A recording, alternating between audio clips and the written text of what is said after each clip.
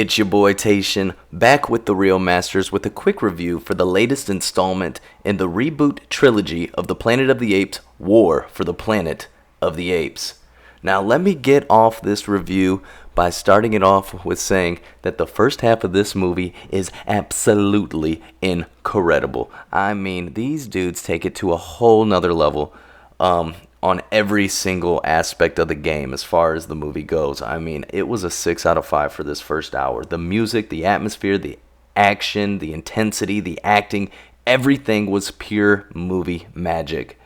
And now that's not to say that the rest of the movie fell off or there was this huge slope after this first hour. But the first hour was just absolutely incredible. I mean, I was ready to pull the plug and say, you know what, movie of the year, stop the movie right now because it can't get any better. And it doesn't get any better. But the movie doesn't fall off. I mean, the movie slows down a lot. And I mean, there's a lot of things that you need to see and a lot of exposition that needs to be done. But by the end, I mean, you do feel the 2 hour and 20-minute runtime. As always, without a doubt, the star of the show is your boy Caesar. This monkey had me ready to jump off of the ship of Team Human, dog. I was going Team Ape, was ready to freaking kill some humans. I mean, I went straight to Little Caesar's Pizza after this, got a freaking extra large pizza, extra banana peppies. It was the most delicious pizza I ever had because it was straight because of my boy Caesar. I mean, this guy goes to hell and back. His character development is just incredible. You really, by the time you've seen this movie, if you've seen the other two, you're invested in this character wholeheartedly. So in this movie, he has to go through a lot of shit. And you really, really start to feel for this guy. And Andy Serkis does an incredible job, as always, playing the character. You don't even, throughout the entire movie, you have no... You never feel like, okay, these are CGI monkeys or some shit like that. I mean, these are real characters. These are real world characters as far as I'm concerned throughout the entire movie. All of the animation, all of the CGI just looks absolutely incredible. There was not one scene where I could pinpoint that I was like, this looks a little fake. I mean, it looks great. It's one of the best looking movies I've ever seen as far as CGI goes. And as far as the entire movie, I mean, the cinematography, a lot of the shots are just absolutely gorgeous. I mean, you could literally take any still from this movie and make it your new desktop picture. It's just that great.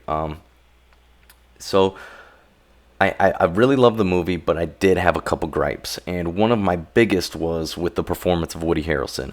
Not to get me wrong, I'm a big fan of Woody, and that's not Woody Harrelson, sorry, let me rephrase that. But really, honestly, I mean, this guy, he has a lot of great roles, but he has those great roles when he fits the character. And I feel like he just didn't fit this character. The way he plays it is almost, I mean, I don't know if this was what they were going for, but it came off comedic to me and almost satirical. I mean, I know he's supposed to be like a pretty crazy out there guy, but at the same time, I wanted him to be a lot more dark. I wanted him to be a lot more serious in some of the situations. And, he just, I don't know, there was something goofy about the character for me, and I just didn't like it that much. It doesn't kill the movie by any means. It just makes it just throws off the tone of some of those scenes in the movie for me. But I did feel like some of his scenes with Caesar one-on-one were pretty good, and there was some good intensity and some good tension there. But he breaks the tension sometimes, so he's hit or miss for me. And also what is hit or miss is the movie. I mean, there are not the movie, but the music. The music has a lot of callbacks to some of the older themes and some of the older, kind of noises and atmospheric sounds that are in the older Planet of the Apes. And it really puts you on the edge of your seat in some of these scenes. This music accompanied with what the crazy visuals are, I mean, it just goes perfect together. But there's also a lot of scenes where the music is too dramatic. It overplays the scene where there's a sad scene and, there's a little piano playing, but it's too upfront and it's too over the top. And it's like shoving it down your throat like, hey, you're supposed to be sad here. But it's like I'm watching the movie. I see the shit on screen. It's sad. You know what I'm saying? I'm already there, so you don't have to keep pushing me further into it. So that kind of took me out of it for a second. You know, in a couple scenes, not in a lot, just in a few. This is just, you know, I'm just picking away. But I don't want to spoil the plot of the movie, but I will say it does a good job of muddying the waters of both sides on who's good and who's evil, like the past movies have done. I mean, it's a constant struggle and conflict on both sides of what is right and what is the wrong thing to do.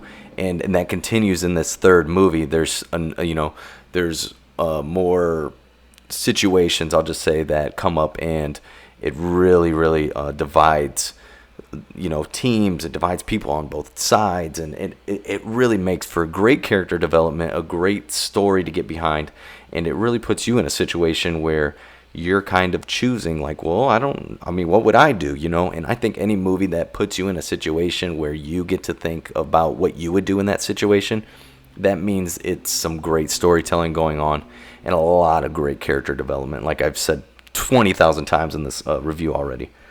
So overall, I love the movie, and I think that as the third movie in this trilogy, it really does a nice job of putting a little frosting on the cake, you know what I'm saying?